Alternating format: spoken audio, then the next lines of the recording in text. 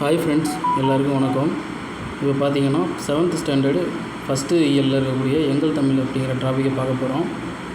நுழையும் முன் அப்படிங்கிறதுல நம்ம மொழியை பற்றி சொல்லியிருக்காங்க. உலக மொழிகளில் தொன்மையானது நம் தமிழ் மொழி. அது மென்மையும் இனிமையும் பலமையும் உடையது. வாழ்வுக்கு தேவையான அன்பையும் அறத்தையும் கூறுவது. காலச்சூழலுக்கு ஏற்ப மாற்றங்களை ஏற்று என்றும் இளமையோடு திகழ்வது. அத்தகைய தமிழ் மொழியின் சிறப்பை நாமக்கல் கவிஞரின் பாடல் மூலம் அறிவோம் அப்படின்னு சொல்லியிருக்காங்க. இப்போ வந்து பாடலுக்குள்ளே போவோம். அருள்நெறி அறிவை தரலாகும், அதுவே தமிழன் குரலாகும். பொருள் பெற யாரையும் புகழாது, போற்றாதாரையும் இகழாது. கொல்லா விரதம் குறியாக, கொள்கை பொய்யா நெறியாக. எல்லா மனிதரும் இன்புறவே, என்றும் இசைந்திடும் அன்பரமே. அன்பும் அறமும் ஊக்கிவிடும், அச்சம் என்பதை போக்கிவிடும். இன்பம் பொழிகிற வானொலியாம், எங்கள் தமிழனும் தேன்மொழியாம். நாமக்கல் கவிஞர் வே. ராமலிங்கனார். சொல்லும் பொருளுங்கிற டாப்பிக்கில் கீழே கொடுத்துருக்காங்க. ஊக்கிவிடும்னா ஊக்கப்படுத்தும், விரதம்னா நோன்பு, குறினா குறிக்கோள், பொழிகிறனா தருகின்ற. பாடலின் பொருள், அதாவது நம்ம பாட்டை படிக்கும்போது தெரியும் அதில் என்ன சொல்கிறாங்கன்ட்டு. என்னால் பாடலின் பொருளை நம்ம ஒன் டைம் பார்த்துருவோம். நம் தாய்மொழியாம் தமிழ்மொழி அருள் நெறிகள் நிரம்பிய அறிவை தருகிறது. அதுவே தமிழ் மக்களின் குரலாகவும் விளங்குகிறது. தமிழ்மொழியை கற்றோர் பொருள் பெறுவதற்காக யாரையும் புகழ்ந்து பேச மாட்டார், தம்மை போற்றாதவர்களையும் இகழ்ந்து பேச மாட்டார். கொல்லாமையை குறிக்கோளாகவும் பொய்யாமையை கொள்கையாகவும் கொண்டு எல்லா மனிதர்களும் இன்புற்று வாழ அன்பும் அறமும் உதவும். இதை கொஸ்டின் டாப்பிக்கில் கேட்க சான்ஸ் இருக்குது. எதை குறிக்கோளாகவும் எதை கொள்கையாகவும் கொண்டு எல்லா மனிதர்களும் இன்புற்று வாழ அன்பும் அறமும் உதவும்ட்டு கொஸ்டின் கேட்குற வாய்ப்பு இருக்குது. நம் தமிழ்மொழி அனைவரிடத்தும் அன்பையும் அறத்தையும் தூண்டும், அது அச்சத்தை போக்கி இன்பம் தரும். எங்கள் தமிழ்மொழி தேன் போன்ற மொழியாகும் அப்படின்னு நாமக்கல் கவிஞர் சொல்லியிருக்காரு.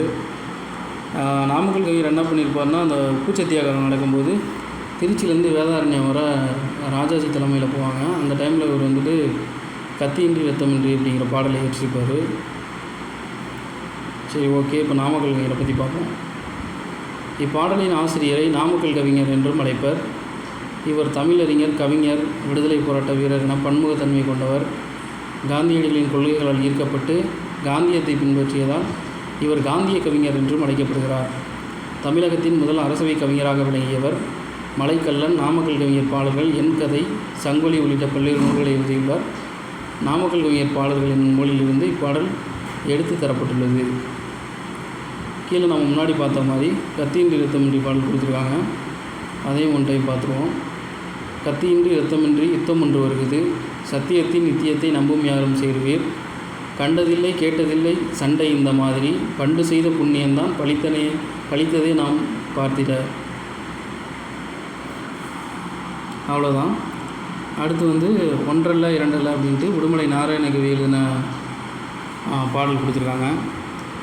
நுழையும் முன் தமிழ்நாடு நிலவளமும் நீர்வளமும் மட்டுமின்றி பொருள் வளமும் அருள் வளமும் நிறைந்தது. அதே போல் தமிழ்மொழி இலக்கிய வளமும் இலக்கண வளமும் நிறைந்தது. தமிழக மன்னர்களும் வள்ளல்களும் கொடைத்திறன் மிக்கவர்களாக விளங்கினர். இக்கருத்துக்களை விளக்கும் பாடலை அறிவோம். உடுமலை நாராயணகவி பார்த்திங்கன்னா பகுத்தறிவு கவிஞர்னு அழைக்கப்படுவார். அவர் எழுதின பாட்டை அப்புறம் பார்த்துக்குவோம். ஒன்றல்ல இரண்டல்ல தம்பி சொல்ல, ஒப்புமை இல்லாத அற்புதம் தமிழ்நாட்டில். அதே ஒன்றல்ல இரண்டல்ல தம்பின்ட்டு ரிப்பீட் ஆகும். தென்றல் தரும் இனிய தேன்மணமும் கமலும், செங்கனியும் பொன்கதிரும் தந்துதவும் நன்செய்வளம். பகைவென்ற திறம்பாடும் பரணி வகை, செடும் பரிபாடல் களம்பகங்கள் இட்டுத்தொகை. வான்புகழ் கண்ட குரலோடு அகம்புறமும், செம்பொருள் கண்ட தமிழ்ச்சங்கை இழக்கிய பெருஞ்செல்வம். முல்லைக்கு தேர் கொடுத்தான் வேல்வாரி, வான்முகிலினும் புகழ் படைத்த உபகாரி. கவி சொல்லுக்கு தலை கொடுத்தான் அருள் மீறி, இந்த வள்ளலாம் குமணன் போல் வாழ்ந்தவர் வரலாறு.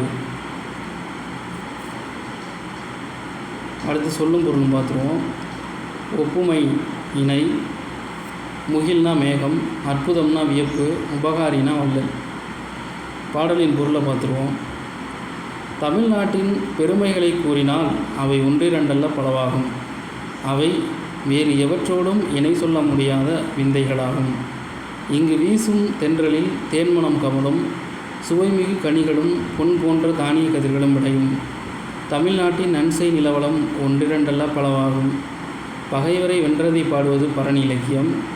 இதை நல்லா கவனிச்சிங்க, இது வந்து கொஸ்டின் வர்றதுக்கு சான்ஸ் இருக்குது.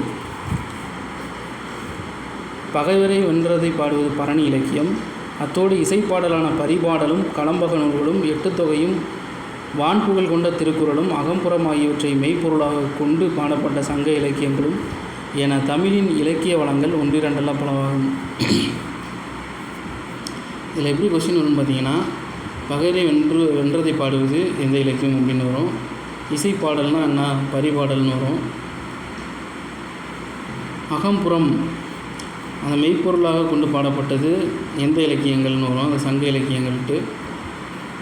அதை நம்ம பிக் பண்ணுற மாதிரி இருக்கும். அடுத்து பார்த்திங்கன்னா, முல்லைக்கு தேர் தந்து மலை மேகத்தை விட புகழ்பெற்றான் வள்ளல் வேல்பாரி. புலவரின் சொல்லுக்காக தன் தலையையே தர துணிந்தான் குமணவள்ளல். இதுவும் வந்து கொஸ்டின் ஓரியன்டு. இவர்கள் போல் புகழ்பெற்று வாழ்ந்த வள்ளல்களின் வரலாறு ஒன்றிரண்டெல்லாம் பலவாகும். அவ்வளோதான். இப்போ வந்து பகுத்தறிவு கவிராயரை பற்றி பார்ப்போம். பகுத்தறிவு கவிராயர் என்று புகழப்படுவர் உடுமலை நாராயண கவி. இவர் தமிழ் திரைப்பட பாடலாசிரியராகவும் நாடக எழுத்தாளராகவும் புகழ்பெற்றவர். தமது பாடல்கள் மூலம் பகுத்தறிவு கருத்துக்களை பரப்பியவர். நாட்டுப்புற இசையின் எளிமையை கையாண்டு கவிதைகள் எழுதியவர். இவரது பாடல்